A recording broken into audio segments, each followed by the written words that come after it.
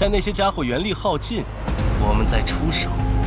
Dalam gelombang serangan binatang iblis, Lindong bangkit seperti matahari terik, memancarkan gelombang kekuatan energi yang dahsyat. Energi ini begitu kuat hingga makhluk iblis yang keras seperti baja pun hancur seketika saat bersentuhan dengannya. Inti roh binatang iblis keluar dari tubuh daging mereka dan diserap ke dalam lengan baju Lindong. Setelah serangkaian pertempuran, energi Lindong pun menjadi lebih murni dan kuat, membuatnya merasa sangat puas. Di benteng pertahanan, pertempuran sengit melawan gelombang besar binatang iblis pun membuat orang-orang awalnya panik. Namun dengan kekuatan dan kerjasama para jenius dari berbagai kerajaan, pertahanan pun mulai stabil. Muling dan kedua rekannya pun juga bertahan di dinding. Sesekali mereka menatap Lindong yang berdiri kokoh seperti perahu kecil di tengah badai besar yang tak tergoyahkan. Nah, ketiganya harus mengakui bahwa kekuatan Lindong itu jauh di atas mereka nih cuy. Sementara itu Lin Langtian memperhatikan Lindong dengan tatapan yang sinis dan dingin yang memendam pikiran yang tidak diketahui. Seiring waktu, banyak orang mulai menyesuaikan diri dengan ritme pertempuran, turun dari dinding untuk membantai iblis dan merebut inti roh mereka.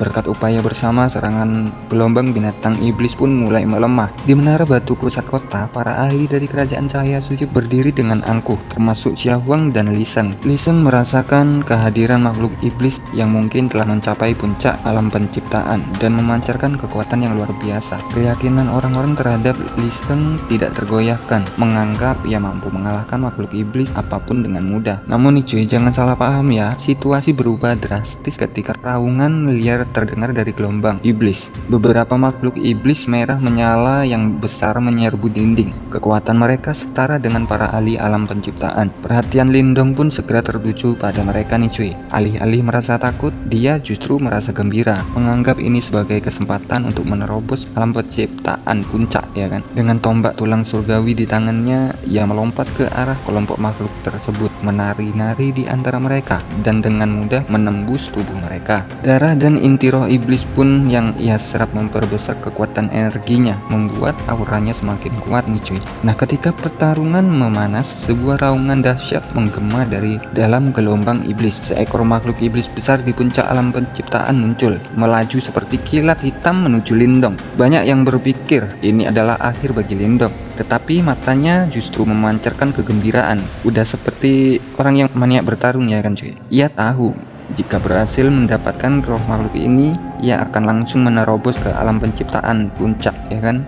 Nah, makhluk itu adalah kalajengking iblis tanah nih cuy. Dengan tubuh besar berlapis pelindung merah menyala yang sangat keras dan racun mematikan. Meskipun bukan spesies binatang kuno, makhluk ini hampir mencapai tingkat nirvana, yang akan memberinya kecerdasan dan kemampuan untuk meninggalkan bentuk fisiknya. Dengan serangan gencar, kalajengking iblis tanah menyebabkan bumi bergetar. Lindong dengan tombak di tangannya menghadapi makhluk itu, menggunakan setiap kemampuannya untuk bertahan.